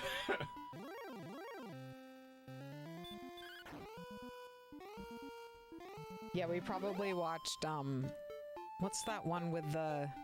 Oh, Harold and Maude. Did we watch that together? Harold and Maude? No, I don't think I've seen it. Oh, really? I feel like I would have brought that one home from the school library over the weekend. It's like the teen who drives a hearse and he gets in a relationship with a much older woman. Yeah, I don't remember that. That doesn't sound familiar. You know, some 70s movie with like a Cat Stevens soundtrack. I ultimately, I don't know that one's gonna stand the test of time. I feel like it's kind of just like, if it is anything at this point, it's just kind of like a meme or like a trope.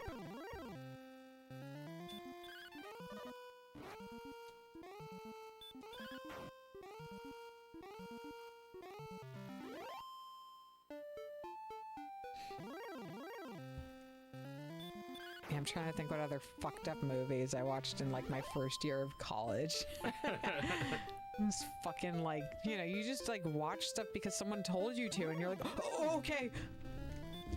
And that's college, you know? I love college. I'm almost done making my game. I'm very almost done. Very almost done. Yeah, all I have to do now is all of the assets, which is an enormous amount of work.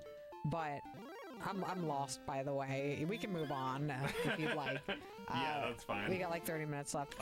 What did we play? Did we list another game? Another don't- Florida Room thing? Florida Room thing.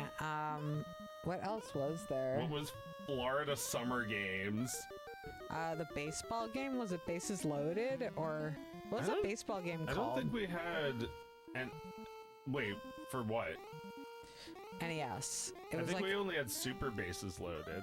No, we had a baseball game that had like a different... It had like a different cartridge than the typical... Do we have NES it, or game? no? I don't know that we have it. It might be on an Evercart, though. Some baseball game? I mean, you want to just load up the Evercart and see what the hell we can find? Sure. Metroid was one. You've almost started making your game. I was going to play Star Tropic. Yeah. I'll play that for like 5 minutes and then give up. I mean, play whatever you wish. Do EverDrive then. You've almost started making your game. Well, it's really a journey to have spent years making a game. There's really nothing like it. You know, the first time I released a game, somebody told me I was giving birth, and I had recently given birth, and I kind of agreed with what they were saying. I was like, oh yeah, that was like a gestation, wasn't it? This one would, you know, I'd be sending this one to kindergarten. Yeah. And Baseball. yeah, maybe it's just baseball. I think this was it, yeah. Oh man. This is a great game.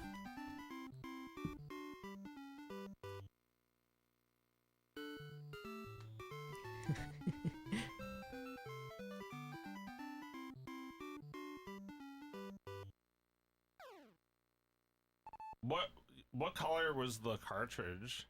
I don't remember. Yeah, I don't remember this. I remember this game, but I don't remember the cartridge. The kid plays this in The Princess Bride. That's funny. Oh, did I hit it? Wow.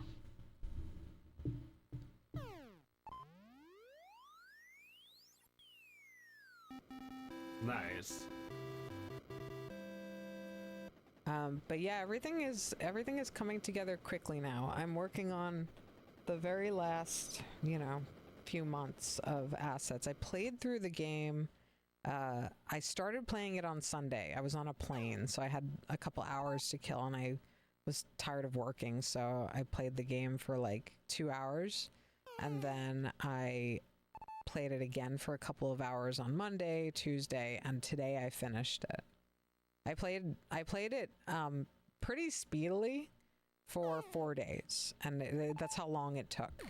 There are almost no bugs in my playthrough. I mean, of course, you know, it's going to be tested more, and plenty more things will appear, but it's a pretty stable game, and it kind of like happened out from under my nose that it became pretty stable and playable. And now every time I add artwork to it, it just is like a finished game with finished artwork. So that's really what's left. I'm gonna do a little bit more editing, and a ton of animation, and then test all of that and make sure it's still working. But it's just almost done. It's just almost done. So even though for you guys it'll be a while before you actually get to see it finished, for me I've only got a few months left to finish. I'm not solo. I've directed and animated and written it, but I have quite a few people helping me.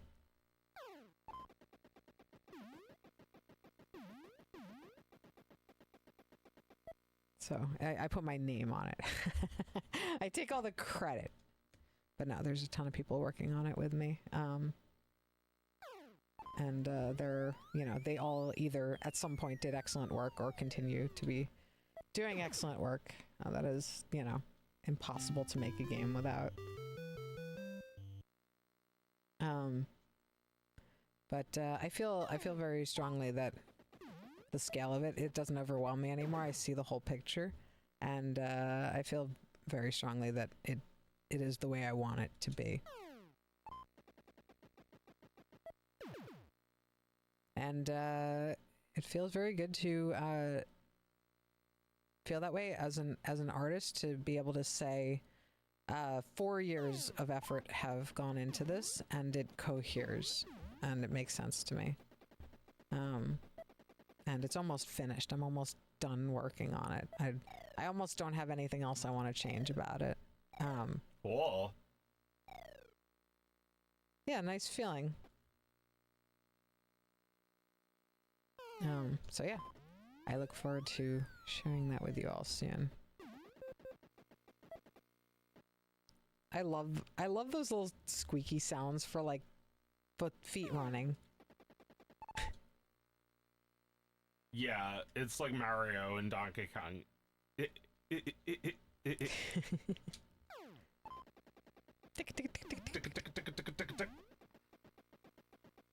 It's like a floor being scrubbed. Oh shit, I have to get them out. No! Wow, he got it. Wow, he just went safe. for it. Damn it. Damn.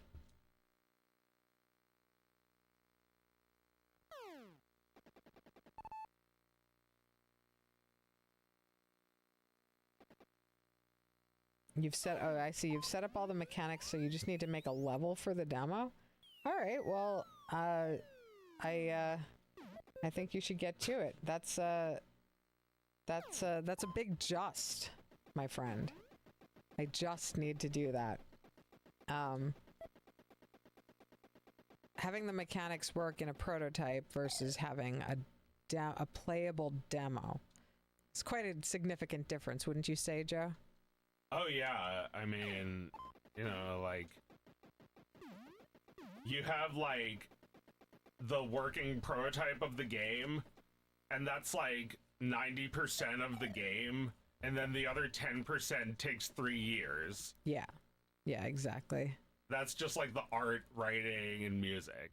Yeah. While the first 90% is just the universe, right? Yeah. It's just creating the rules of the universe.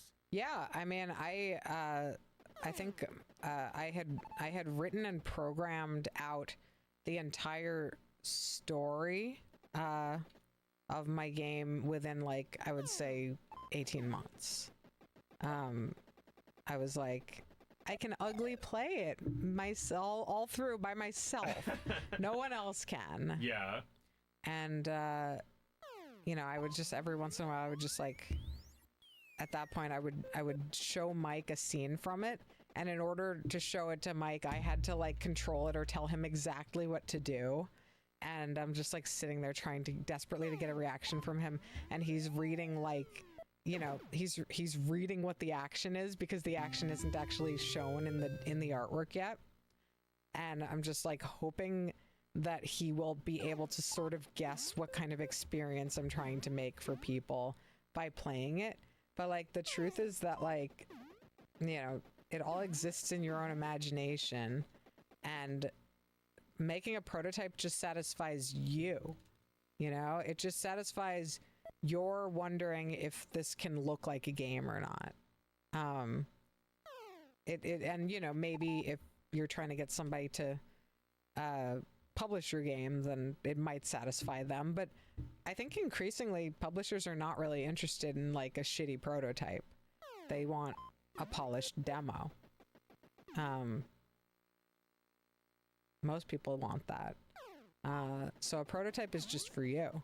It's just like the version of the game that, like, if you were just making this for yourself, you can stop now. You don't have to finish the game. Finishing the game is the least, like, rewarding part. I mean, I shouldn't say that, because I do enjoy the details, but the details are torture. The coming up with it, of the concept, is fun, fun, fun. Polishing it off, gating away all the things that people who aren't you are going to try to do. Making sure one pixel isn't in the wrong place. And every time you play, it's fucking there. And you have to spend like 3 hours figuring out why that one pixel is there. Because you know, like, if you leave it alone, someone's going to tell you about it on the first day. You spend a lot of time sorting shit like that out. It's very tedious and very frustrating. And I saw a good quote recently. I think I posted it in the Discord. Somebody said that like one of the most fundamental things about being an artist is being able to push through frustration. They said that you need to like build up a tolerance for frustration that's similar to like a cockroach's tolerance of radiation. Yeah. Like you just have to be like you barely felt it. The frustration didn't make you give up. It just like paffed you on the head like one of you Baba's little paper birdies, right? that all go after Haku. Just like when they hit him, they're like cutting his skin. Yeah. And when they hit Chihiro, it's just like paf, paf, paf. And she's like, what the fuck? I thought this was a real enemy. What the hell is this? Yeah. It's just a piece of paper.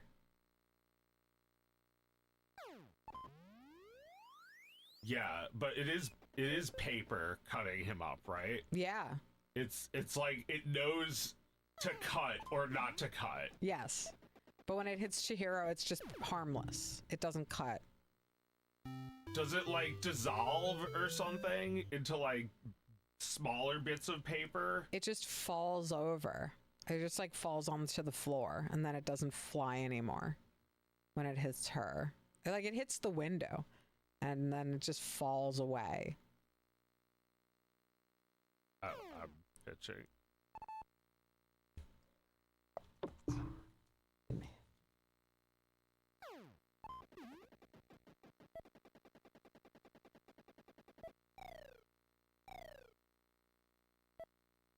Is it weird that you're working on graphics before programming? Well, you're always programming, right? No, you should. No. I mean, no, it's not fucking weird. And listen, no, Lopsy, that's so good. That's so good that you're working on some graphics. Now, obviously, you know, you shouldn't get super involved in the minute details of your game. But anybody that tells you that a game is supposed to just be a bunch of fucking boxes blipping around until it's complete and then you add art is a fucking programmer, not an artist. A programmer who's really avoiding interesting. art. I've never thought about that before. That you can't, as an artist, you can't look at this and like imagine it. You have to like, wait, I could just draw it. Like, yeah. I can do it. I don't need to like get someone to do it like a programmer would need to. No, you draw it the way you see it in your mind, and then you put that into the game and you watch that walk around. You gotta have fun. You just gotta. Yeah, make your fake your game until you make your game. Yeah, no. I mean, whenever I start with a new game, I just immediately try to figure out like what kind of cool animation is going to play at the beginning of the game. I do the walk cycle and then I figure out some cool animation. You know, at that stage, I'm missing a lot of the final artwork, so I can kind of just have fun. What I'm making is not the final artwork, but it often turns into the final artwork. So I'll sketch out some really fast little placeholder just to give myself an idea. And then later on, that actually does end up being the foundation for the drawing that I do. So like, it is necessary for you to see it. And also, if you do it at a fast clip like that with an urgency when you really need it and you don't need it to be perfect, that takes a lot of pressure off, and later on when you actually polish that scene, you're going to be working from that dashed off version to some extent. People say this all the time, like this was supposed to be a placeholder and I ended up using it, right? People say that a lot. And you know, I came up with like I came up with like Mara's design and the color scheme for her in one drawing, and that's usually how I come up with a character. Is I just draw them one time. Wait, you mean you don't like have like a side-by-side of your character from 20 years ago and let's see how much they've changed? Yeah, they changed every day. I never do them the same way once. People who do fucking like character sheets for their characters, what are you fucking talking about? I drew that character in the panel of the comic for the first time. That was where it was designed. Yeah, like that's gotta be like a lot of Simpsons characters that eventually became trademarked and made of plastic and all that. Yeah, totally. There's so many times during my run with comics when I designed a character in the panel that they were going to be in.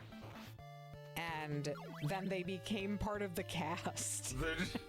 They're just a character. Yeah. You designed them here.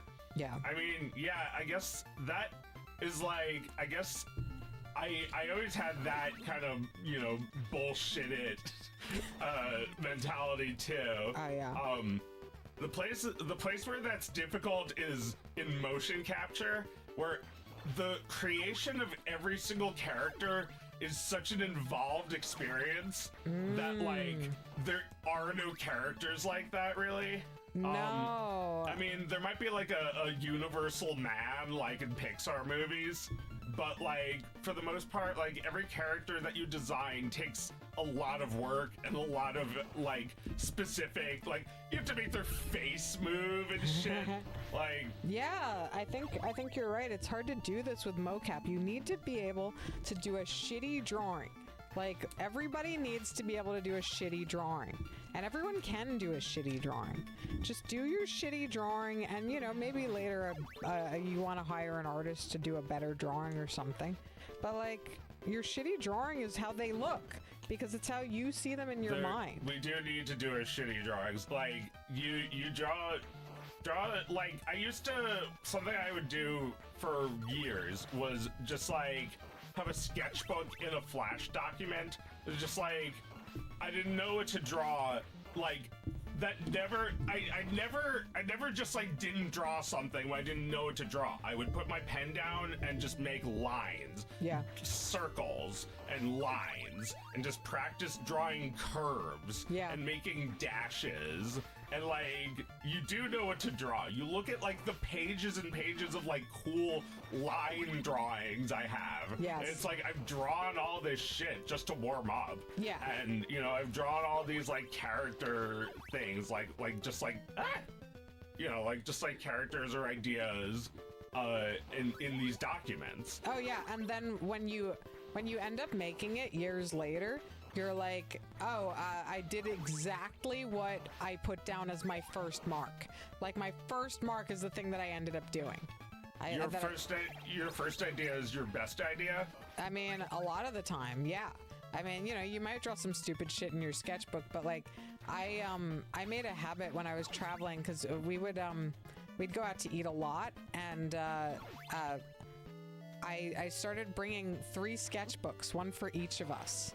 At first I brought Oscar's sketchbook to keep him busy, but then I was like, do we all want our sketchbook today? And I just brought them everywhere. Yeah. And every single time we had them, we took them out and all started drawing. Cool. And I came up with all kinds of ideas, just being like, what was I thinking about? And maybe I'll like burn off one shitty drawing and they'll be like, I know. And I just I remembered how to use a sketchbook again. It made me so happy. Yeah. That's great. Yeah, my sketchbooks, I bring like I just got like a school notebook and like bring that to a coffee shop and draw whatever. Mm-hmm. Like, I love sketching, I love drawing with pencil. I always did. No! Yeah, it's really, really satisfying. Is my husband also an artist? Yes, he is a comic artist. Mike is an excellent comic artist. He draws the Wings of Fire graphic novel series. It's a very popular book series about dragons, teenage dragons. And if you have children between the ages of like 9 and 12, like 9 and 13, if they don't already love it, they would. It's quite beloved by kids of a certain age. Check it out. Yeah, and if you don't have kids, have some. There's been a lot of kids hating discourse this week. Where does this come from? I don't fucking know. What circle of hell does this come out of? It was like, I don't want to talk about the content of it. Where does it come from? Just like the fucking algorithm sends me the latest thing for me to care about. Yeah. I just like, I don't fucking care anymore. The matter is settled. I had a kid almost 8 years ago, and everyone has decided how they feel about it. Okay? We're all done? Nobody in my life, I feel like I need to argue about whether kids are any good or not. Like, I don't have anyone in my life who I need to argue that about. Perhaps that means we're too segregated as a society. I should invite more child-hating adults into my life. I'm imagining like a newscaster is like, children, bad? Like, it's just like a kid crossed out, like the Ghostbusters logo. Well, all right, I'm getting into the content of it just a bit here. Is it like humanity is fucked, so... Oh, well, I think it was just somebody kind of amplifying the idea that I basically agree with, that, you know, just not liking children is not something that you can say and, like, not be interrogated about that. It's like you're saying, you're practicing a form of bigotry. Like, children don't choose to be the way that they are, and they are not a separate type of human. That means that it's a form of bigotry to just dislike children. So yeah, you gotta fucking explain yourself if you say some shit like that. Yeah. He had a meltdown. He was really hard to be around before. Yeah. That's the kind of thing that someone would see and like maybe scoff loud enough for you to hear. Ugh, I would never have kids or something because of that. Oh yeah. You know, I didn't start thinking that, you know. I thought, holy fucking shit, it's hard to raise a kid. Yeah, like, I mean, this shit's annoying. Holy fucking shit, this is so hard. Like, I mean, I'm glad to be here for it in case I ever do, because like, I did not know what to expect. I knew kids could be loud. Oh yeah. Well, they're not. You know, they're just not rational. You know. They can't control themselves. Yeah. They can't control their feelings. I couldn't either. It's like my life is flashing before my eyes when I see Oscar. It's like, remember when you did this? Yeah. It's like, no, I forgot. I can't believe I was like this too. Like, yeah, I definitely forgot. Way more than I remember of me being like that, being bratty, being like, no, like terrible. But you know, it's not worth being against like children, like humans. Well, if you look at a child doing that and it reminds you of how you were, then like if you're against that, then you're against the person that you were and still are. No, yeah, like I feel like I'm not against that person I was. I was a little embarrassing maybe, but like still lovable. Yeah. Like I think like it's a little embarrassing if your kid is screaming or peeing themselves or both in public, like, you know, like all this shit is happening and like shit might be happening as well. You're not talking about Oscar, by the way. So Mario has made me trained to think that like, that you can jump on that one can be stood on. I know. And like your character could like do this. They'd like go in a circle. It'd be funny.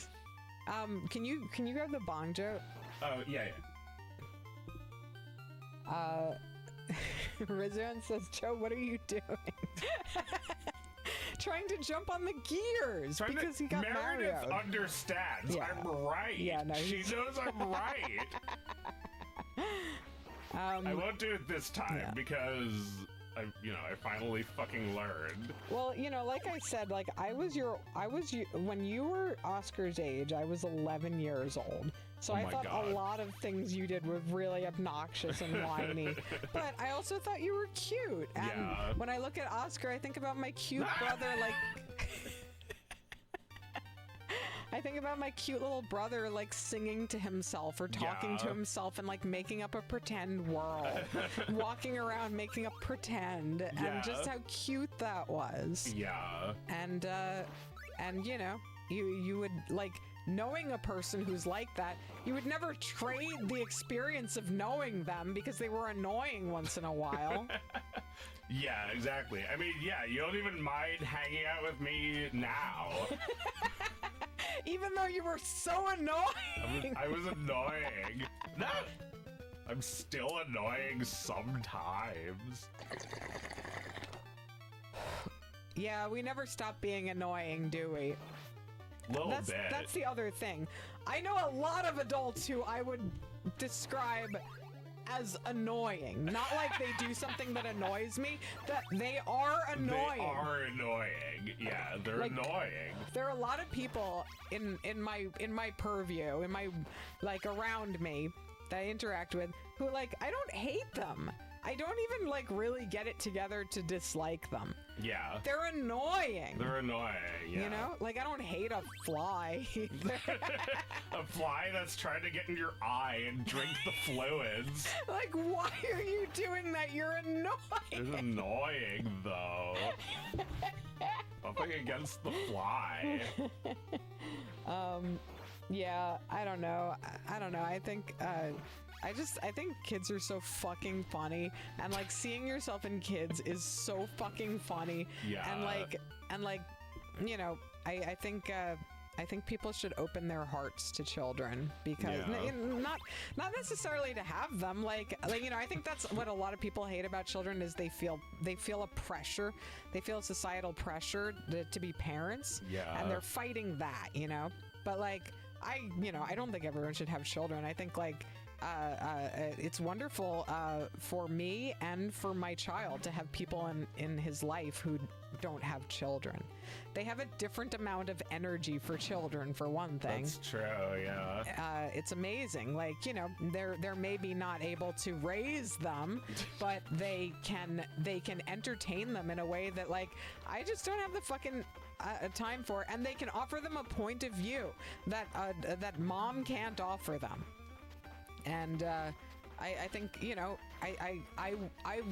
I love all the people in my life who all the adults in my life who do not have children who make time for mine. Yeah. I think it's wonderful. I just think everyone should check out kids. I think there's a lot there. They're for one thing, they're humans. It's tough. It's like Meredith. It's like I think everyone should go to the gym too. It's like you should toughen up and get barfed on by a little kid. You choose your own comfort, But like, I'm not talking. When I say check out kids, let's pump the brakes on that for a second, so I can explain what I mean. If you don't have any children in your life, you could. Just think about your friend who has a kid who you haven't talked to since they had a kid. Just think about your sibling. They're 20 years older now. Yeah, your friend has had a kid for a while now, and you haven't talked to them. And it's just because, like, you felt like you didn't have anything in common with them anymore after they had a kid.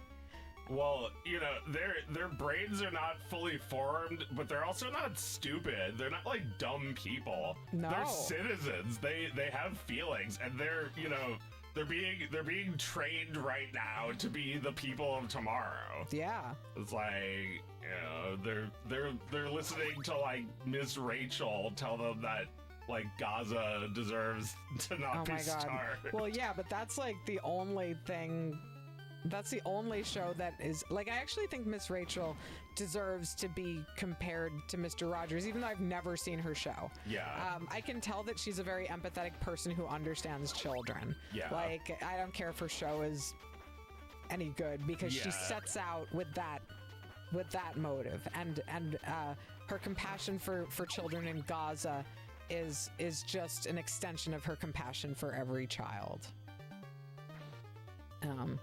And no, it's no wonder people come after her. They went after Mr. Rogers too. Remember when Mr. Rogers was creepy? Remember when Mr. Rogers was gay? Remember when Mr. Rogers made everyone a special snowflake because he told them that they were special and that someone loved them? They've come for Mr. Rogers so many fucking times. Yeah, these comedians that couldn't get their act together. Yeah. They've come after Mr. Rogers. Yeah, they're like, I'm Mr. Rogers. Like, they wouldn't even know how to make fun of him. That. But it's like far away. Yeah, no, it's it's so fucking pathetic that anyone would come for somebody who led with their convictions like that. You know, the goat of children's entertainers, because behind his dorky smile was a furious anger at these stupid fucking losers, and the way they didn't give a shit about children. Oh yeah, didn't he hate cartoons? Yeah, he hated cartoons. He hated like shows where people are getting bopped on the head. So fucking funny. No, you're right. His politically he did skew conservative. It's true, but you know, that was like this Animaniacs. It's not taking a mental illness seriously, for one thing. Right. No, he definitely it's saw Animaniacs. Irreverent. It has no moral at the end. Oh my god, like Mr. Rogers, he would watch shit like that, or shit like fucking Animaniacs, and he'd be like, well, you can just take a puppet, it doesn't even need to have a moving mouth. You could just put your own voice on that and say, I'm King Friday. And the children will understand. They don't need all this. They don't even care about good lips. graphics. No. They don't realize that, you know. Well, like, okay, but like Pixar doesn't look better than King Friday going like No, not at all. Have you seen King Friday lately?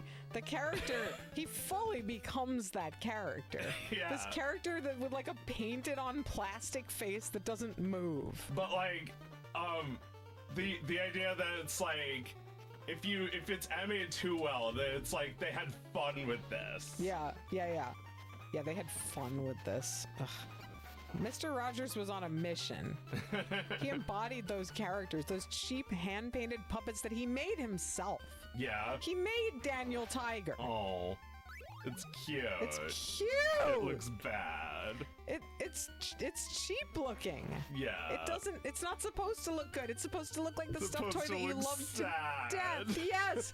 It's supposed to look sad. It's just your most loved little toy. Oh. Daniel Tiger. Yeah. I think it's disgusting the way they draw him now. He wears like clothing and he's like a little kid. He's like a Flash cartoon. I watched a little of that show. It's, you know, it's trying to capitalize on Mr. Rogers, isn't it? Yeah. You really should just show kids Mr. Rogers. There's no reason to create a lens between Mr. Rogers and kids. No. You show it's like Satoru Iwata. He's the CEO who talks to you directly. Yeah. No, that's what they show them instead of Mr. Rogers. I mean, you know, as skits I wouldn't care, but like I feel a little weird about any like thing that's brought back without the real. They're trying to emulate his ideals, but not with him, and there's something missing. Yeah, there's something missing. It's like Roseanne without Roseanne. Well, the thing is that Daniel Tiger is so personal that you can't recreate that character. Daniel Tiger is Fred Rogers as a sad little boy who didn't think he was, worthy of love. Like, enough. He Yeah. says he's, like, not enough or something, right? He says at the end of every episode, he says, people can love you just the way you are. Oh. And, sometimes kids don't believe that at all. But he would say it every day anyway. And, you don't believe it, and then later on you get older and you're like, oh, fuck, he was talking to me. I don't see a lot of people talking to kids like that. Yeah. And well, yeah, they don't know kids. Yeah, I feel like we have this world where we're sort of disconnected. All these people are like, minors do not interact. I'm horny on main, and I hit on every single one of my followers. It's right, like, and then they make movies. They make children's entertainment. well, yeah, I mean, I feel like they create a barrier between themselves and kids. Yeah. So, like, they don't talk to kids online as if they're not even people. It's like, you shouldn't be online even. No, children shouldn't be online, but like, why are you online so much that you don't see people in real life? You can see children. Lord! Like, I'm telling you, like, anybody who doesn't know where the children are, just look at all the people that you used to talk to who have children now. Just take one look in their direction, see what their kids are up to, and then try to make a cartoon. Yeah, I mean, if you know some kid that's actually going to watch it, like some real person is going to watch your kid cartoon, that would make you know who, it has to entertain them. It has to entertain them, like that one person. Yeah. It's like you actually know someone in your target demographic that is going to be watching this Yeah. and judging it harshly. Yeah. It's like, kids are a nightmare online. I feel like I'm babysitting every time I stream. It's like, Dog of Wisdom 4. It's like, shut up, Joe Rogan. Your name is too similar to mine.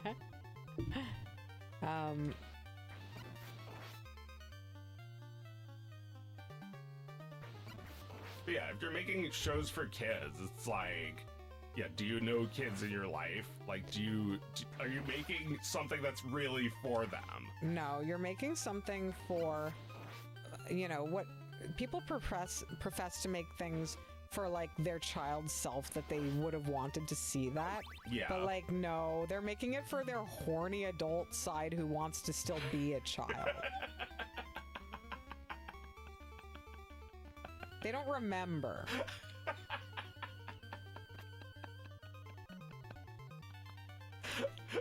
Yeah, here's my cartoon for kids, and it's therapy for me. Yeah.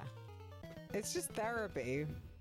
And, like, fine, make that, but don't say that's for kids. That's for you. Yeah, I mean, it's, 20-somethings, really. Yeah.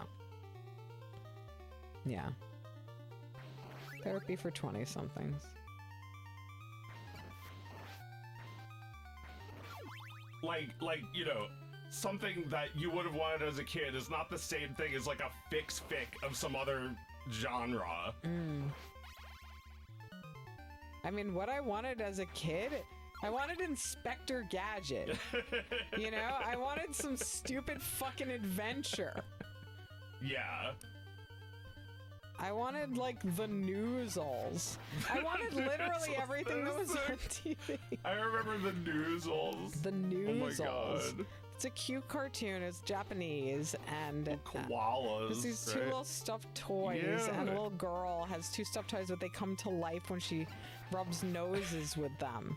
And it's Oh a my secret to God. everyone except her grandmother finds out. It's a continuity show. I thought that Yeah. was so cool. Oh, wow. Her grandmother knows about the Newsels. The Newsels. I like the little bits. The Little Bits. I really think that Little Bits is like a core inspiration for me. I Really? think, yeah, I Me come back. Wow. All right. No one's ever seen the Little Bits before. If you search for it, you get like 3 bad blurry images. The Little Bits was so influential on me. It's so cute. It's so cute. Yeah. Like for the rest of my life, I want to make things that are cute. Like that is cute. Yeah, like that was a really early thing that I saw that was really cute. And it was like actually cute. Actually Not cute. like, you know, the kawaii alien invasion No. in like the millennium where like nothing is cute anymore. Nothing is cute anymore. No. The Little Bits is one of the cutest cartoons I have ever seen. It is just so adorable. Check it out. Yeah, it's old and cute. It's old and cute. Yeah. Yeah, there are lots of old and cute and foreign, like, what was it again? Like David the Gnome. David the Gnome. Where'd that come from? I don't know. That was cute too. Yeah. That maybe was Japanese too. Maybe. I'm imagining the low frame rate mouths flapping. That might have been Japanese. I can't remember. But yeah, watch the shit out of all those cute little nature cartoons from another country. Yeah, that were brought here in Haim Saban's ass.